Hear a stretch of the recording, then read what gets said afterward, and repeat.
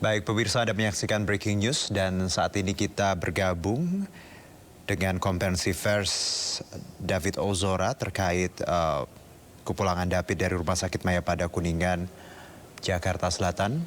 Hari ini kita akan mendengarkan keterangan dari tim dokter terkait kondisi kesehatan David Ozora yang hari ini dikabarkan akan dirawat di rumah. Dan perawatan home care atau rumah ini sendiri sebenarnya sama seperti perawatan saat berada di ICU. Nantinya akan ada tim perawat yang berjaga selama 24 jam, kunjungan dokter, okupasi terapi, fisioterapi, terapi wicara, pemasangan bed standar, perawatan rumah sakit, oksigen concentrate, dan monitor EKG. Meski telah dirawat di rumah, nantinya David belum bisa dikunjungi secara bebas oleh kerabat maupun tamu-tamu lainnya.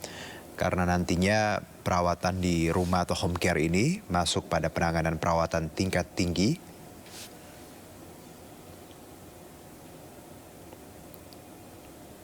Dan saat ini kita masih menunggu untuk terhubung dengan Rumah Sakit Mayapada untuk mendengar keterangan langsung dari baik itu pihak keluarga maupun tim dokter terkait kondisi David Ozora, korban penganiayaan Mario Dandi Satrio, yang kami mendapatkan informasi bahwa direncanakan pulang dari rumah sakit atau mendapatkan perawatan di rumah, home care seperti itu, per siang ini.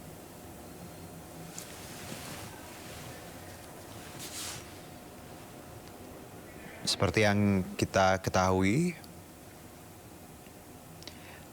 David berusia 17 tahun ini sempat koma akibat penganiayaan pada 20 Februari 2023 lalu.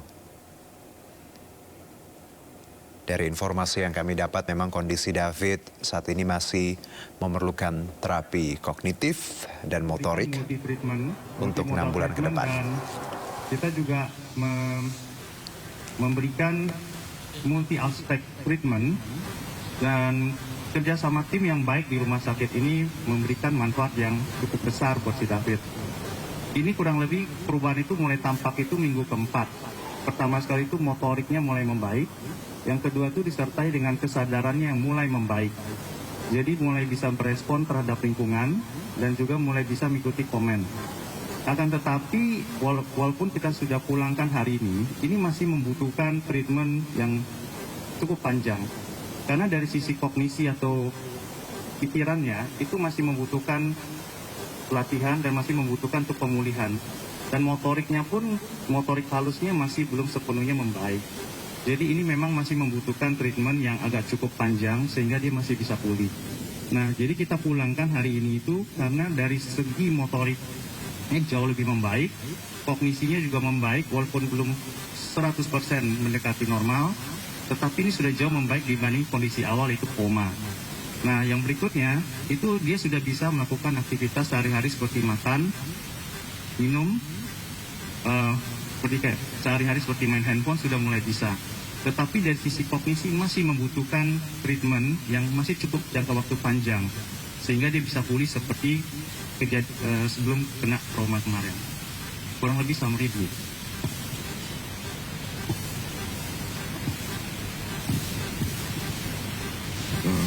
Selamat siang, terima kasih. Secara umum yang disampaikan, semua sudah disampaikan oleh Dr. Irenia Tatang. Walaupun hari ini Mas David sudah diperbolehkan pulang, tapi tim dan keluarga sepakat bahwa Mas David ini belum sepenuhnya pulih total. Dan masih jauh, masih banyak tugas PR yang kita perlukan, kita kerjasama untuk membantu Mas David menjalani proses-proses pemulihannya.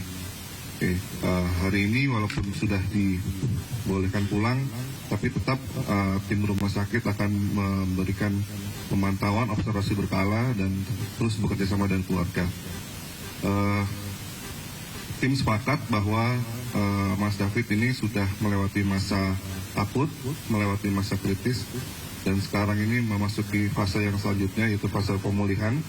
Dr. Yeremi dan tim semua sepakat bahwa David membutuhkan lingkungan yang lebih natural, lingkungan yang lebih dekat dengan keluarga, sehingga dengan ada observasi yang tetap terjalin, David diizinkan oleh tim yang merawat hari ini untuk pulang. Kira-kira demikian, betul. Terima kasih Dokter Tatang dan Dokter Gibran. Saya tambahkan juga ya, memang secara fisik terlihat apalagi di media yang tersebar, kondisi fisik David sudah jauh membaik. Responnya pun sudah banyak, bisa memberikan respon. Namun dari pengalaman saya pribadi ini Dok, kemampuan daya ingatnya David itu memang sangat lemah dan masih terjadi memorinya pendek-pendek ya, sehingga hari ini dia bertemu siapa, besok dia lupa lagi gitu. Mungkin seperti itu. Silakan teman-teman, ada yang mau ditambahin? Silakan teman-teman kalau ada yang ingin dipertanyakan.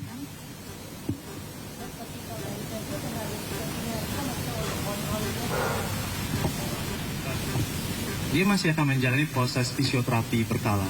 Jadi kurang lebih itu kita sudah bikin program dia fisioterapi berkala kurang lebih 3 sampai 5 kali seminggu.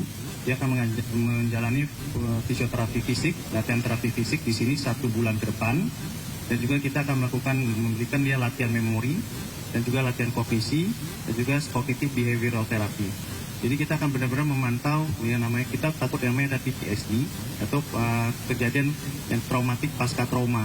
Nah, ini yang kita akan pantau ke depannya supaya dia tidak mengalami PTSD ataupun cedera yang cukup berarti akibat kejadian kemarin. Jadi 1 bulan ini akan menjadi fase recovery yang sangat penting buat si David. Jadi kita akan benar-benar pantau dia dengan sangat ketat sekali di sini. Termasuk nggak cuma masalah terapi fisik, dia punya nutrisi, dia punya paru-paru dan organ dalam lainnya terkait akibat infeksi yang kemarin. Jadi semuanya akan dipantau berkala di sini selama 1 bulan ke depan.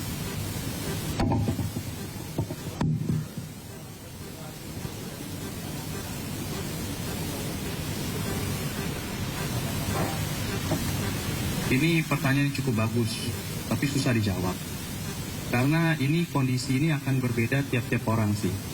Jadi ada yang cepat, ada yang lambat.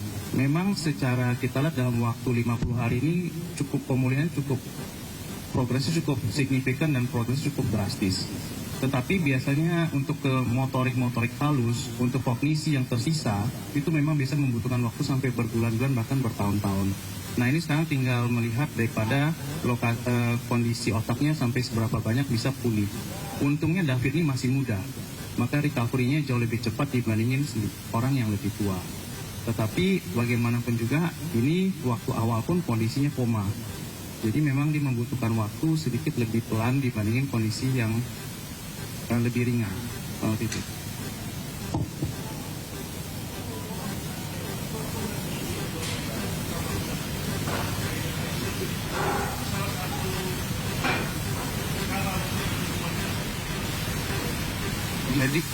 Jadi kenapa kita kunci David di HCU? Karena sewaktu pertama sekali itu kita memasang selang tracheostomi. Jadi ada lubang nafas yang kita bikin di daerah sini. Kalau dia terlalu banyak ketemu orang, maka resiko infeksinya akan menjadi lebih berat. Sedangkan waktu dia datang itu kondisinya sangat berat sekali, infeksi cukup berat dan kuman di dalam darah sudah sangat berat sekali. Jadi kalau kita expose dia kepada tamu yang berkunjung, itu akan membuat infeksinya akan makin berat. Dan selama kita taruh dia di intensive room, di high care unit, itu kita pantau 24 jam. Jadi kondisi demam sekecil apapun, naik suhu 0,1 derajat pun itu lebih ketahuan. Dan proses latihan fisiknya dia itu sangat intensif di ruang high care, dengan rasio perawat 1:1. Jadi dia itu bisa mendapatkan latihan fisik itu per 2 jam sekali. Makanya bisa dilihat tadi dia bisa jalan dengan kondisi yang cepat, padahal dia datang koma. dan otot kedua kaki susut. Nah itu dia kenapa kita kunci di high care. Kalau kita taruh di ruangan biasa, pasti tamu akan banyak datang dan akibatnya resiko infeksinya akan makin lebih besar. Kurang lebih begitu. Jadi di kamar di rumah ya biasa aja. Oh, hampir dibikin seperti itu konsepnya supaya lebih nyaman dan resiko infeksi jauh lebih besar. Ini lebih kecil sob.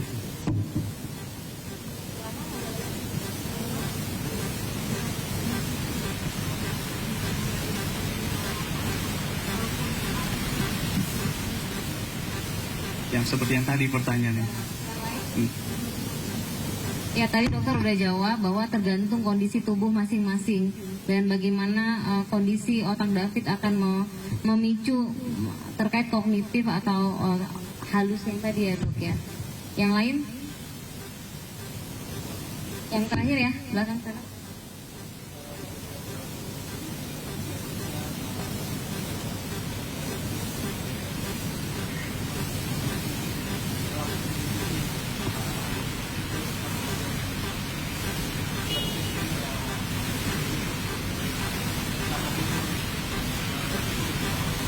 Memang ini juga harapan keluarga tentunya. Jadi dari awal sejak mulai dirawat di sini kan keluarga selalu intensif ya menemani Pak. Ketika David pulang ini juga tentu ada kebahagiaan tersendiri ya buat keluarga terdekat karena juga bisa secara langsung karena di rumah ya. Jadi nggak bolak-balik seperti hari-hari sebelumnya mungkin itu. Di keluarga alhamdulillah sangat bersyukur kalau misalnya ada sudah sampai step bahwa perawatan itu bisa dilakukan di rumah gitu. Mungkin itu. Mungkin rasanya cukup ya.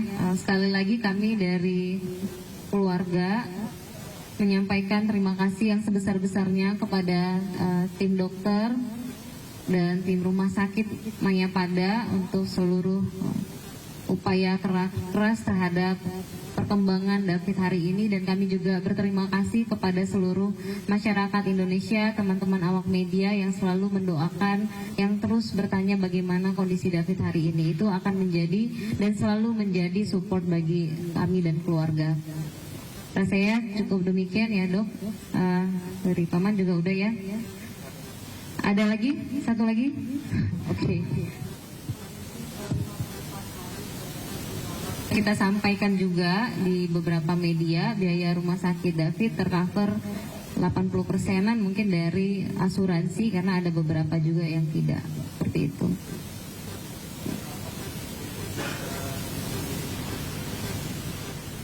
Sejauh ini 80% dari asuransi. Ya, demikian breaking news terkait kondisi David Ozora yang direncanakan memang pulang untuk mendapatkan perawatan di rumah atau home care hari ini melalui tim dokter tadi di Rumah Sakit Mayapada Jakarta Selatan. Dan kami akan segera kembali dan selamat mengikuti acara kami selanjutnya.